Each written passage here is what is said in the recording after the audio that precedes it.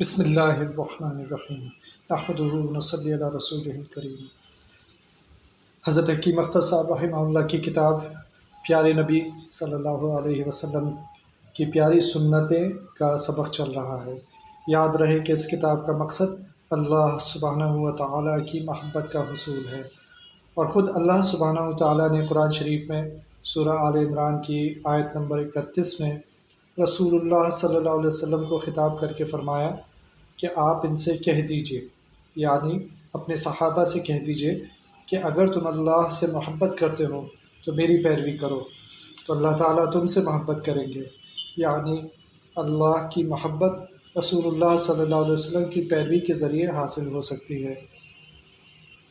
چنانچہ اس کتاب میں رسول اللہ صلی اللہ علیہ وسلم کی صبح سے رات تک کی سنتیں جمع کی گئی ہیں۔ اگر ہم ان سنتوں پر عمل کریں گے تو انشاءاللہ اللہ سبحانہ و تعالیٰ کی محبت، ان کی قربت ہمیں حاصل ہو جائے گی۔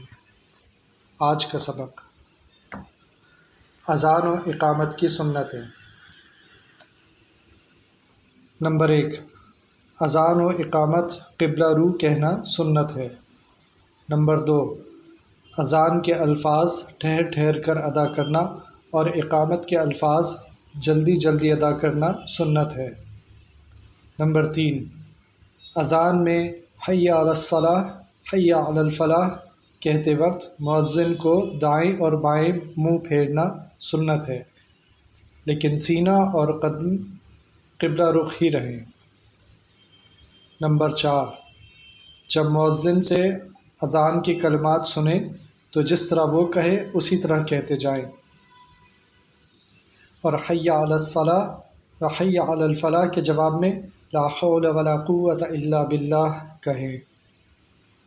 نمبر 5، فجر کی اذان میں الصلاۃ خیر من النوم کے جواب میں صدقت و بررت کہا جائے گا۔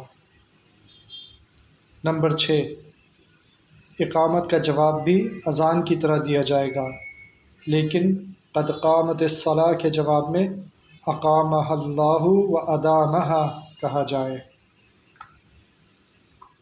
نمبر 7، اذان کا جواب دینے کے بعد درود شریف پڑھنا سنت ہے۔ درود شریف پڑھ کر یہ دعا پڑھیں جو بخاری شریف کتاب الاذان میں منقول ہے۔ نمبر 8، اذان کے بعد کی دعا، اللہم رب هذه الدعوة التامة والصلاة القائمة آت محمدا الوسیلة والفضیلة وابعثه مقاما محمودا الذی وعدته انک لا تخلف المیعاد۔ ترجمہ، اے اللہ، اس پوری پکار کے رب اور قائم ہونے والی نماز کے رب، محمد صلی اللہ علیہ وسلم کو وسیلہ عطا فرما اور ان کی فضیلت عطا فرما، اور ان کو مقام محمود پر پہنچا جس کا تو نے ان سے وعدہ فرمایا ہے، بے شک تو وعدہ خلافی نہیں فرماتا۔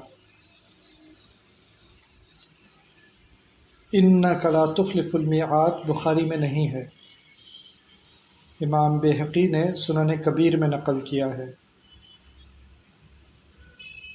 والدرجۃ الرفیعہ کا لفظ اور یا ارحم الراحمین وغیرہ الفاظ جو مشہور ہیں، ان کا ثبوت روایات میں نہیں ہے۔